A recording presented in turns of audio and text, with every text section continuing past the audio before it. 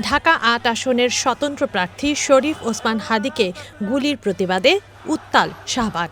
শনিবার দুপুরে ইনকিলাব মঞ্চের আয়োজনে এই বিক্ষুব্ধ নাগরিক সমাবেশ ও গণপ্রতিরোধ কর্মসূচিতে জড়ো হন নানা শ্রেণী পেশার মানুষ। বক্তারা বলেন, হাদীকে গুলি করার ঘটনা গণতন্ত্র, মত প্রকাশের স্বাধীনতা ও নাগরিক নিরাপত্তার ওপর ভয়াবহ আঘাত। এ হামলা ভিন্ন মতকে দমিয়ে রাখার অপচেষ্টা। আপনারা গত 1 বছর ধরে আওয়ামী লীগ পালিয়ে যাওয়ার পরেও আপনারা যে কাজটা করতে পারেন নাই, আপনারা কালচারাল ফ্যাসিজমকে অ্যাড্রেস করতে পারেন নাই। বাংলাদেশে একটা মানুষ, শুধুমাত্র একটা মানুষ পেরেছিল এবং আজকে সেটার প্রতিদান তাকে এইভাবে দিতে হচ্ছে। আপনারা যত সুশীলতা করছেন সেটার প্রতিদান আমার ভাইকে দিতে হচ্ছে। আপনারা যেভাবে মিডিয়াকে তথ্য সন্ত্রাসের মাধ্যমে বারবার যেভাবে ন্যারেটিভ উৎপাদন করছেন সেটার পক্ষে যে আপনারা সম্মতি উৎপাদন করছেন সেটার প্রতিদান আমার ভাইকে দিতে হচ্ছে। আমাদের বক্তব্য খুব পরিষ্কার, বাংলাদেশ 5ই আগস্টের অতীতে ফিরে যাবে না। বাংলাদেশে আওয়ামী লীগ ফিরে আসতে পারবে না। বাংলাদেশে দিল্লির দাসত্ব কায়েম হবে না। বাংলাদেশে কত সাংবাদিক সুশীলরা এদেশের আজাদীর লড়াইকে দিল্লির কাছে বেচে দিতে পারবে না। সমাবেশে নাগরিক সমাজ, রাজনৈতিক ও পেশাজীবী সংগঠনের প্রতিনিধিরা অংশ নেন।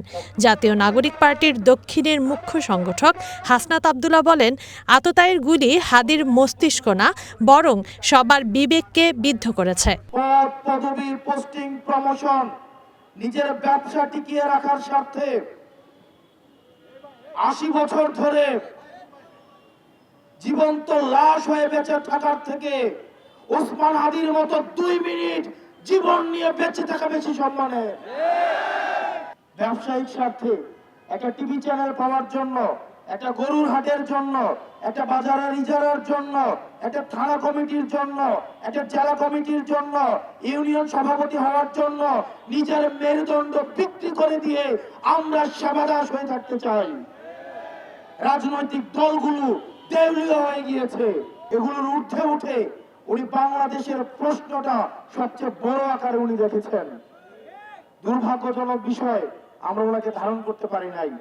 এই বাংলাদেশে দিল্লির এক্সটেনশন, ইন্ডিয়ার আধিপত্য, এই বাংলাদেশে কোন ফর্মেই, কোন ব্যক্তির মাধ্যমে, কোন ইনস্টিটিউশনের মাধ্যমে, তথ্যজীবীর মাধ্যমে, পেশাজীবীর মাধ্যমে এই বাংলাদেশে কোনদিনও আরো ঢুকবে না।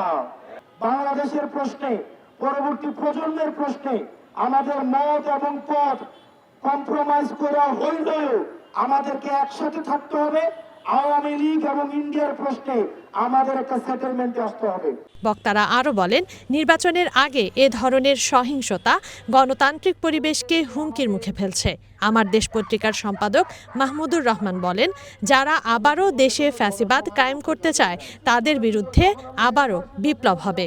এ সময় তিনি সরকারকে 48 ঘন্টার আলটিমেটাম দিয়ে বলেন, এ সময়ের মধ্যে হামলাকারীকে ধরতে না পারলে সরকারের বিরুদ্ধে রাজপথে নামবেন তারা। কালচারাল ফ্যাসিজমকে মোকাবেলা করার জন্য সে একটা সেন্টার তৈরি করবার উদ্যোগ নিয়েছে। ভাবতে পারেন, এই যুগে যখন তরুণেরা বই পড়া ছেড়ে দিয়েছে, তখন সেই কালচারাল সেন্টারে হাদী ঘুরে ঘুরে মানুষের কাছ থেকে বই জোগাড় করছে। আমি এই সরকারকে 48 ঘন্টা সময় দিচ্ছি। 15 তারিখের মধ্যে তারা যদি হাদীর হত্যাকারীদের, হত্যা করার যারা চেষ্টা করেছে আততায়ীদের, তাদেরকে গ্রেফতার করতে না পারে, তাহলে 15 তারিখ শহীদ মিনার থেকে এই ইনজারিমের বিরুদ্ধে আমরা বৃহত্তর আন্দোলনের ডাক দেব। এ সময় ওসমান হাদীর তৈরি কালচারাল সেন্টারের দায়িত্ব নেয়ার ঘোষণাও দেন মাহমুদুর রহমান। আমি আজ থেকে হাদীর সেই কালচারাল সেন্টারের দায়িত্ব গ্রহণ করলাম। তানজিনা অন্ত, ওয়ান নিউজ, ঢাকা।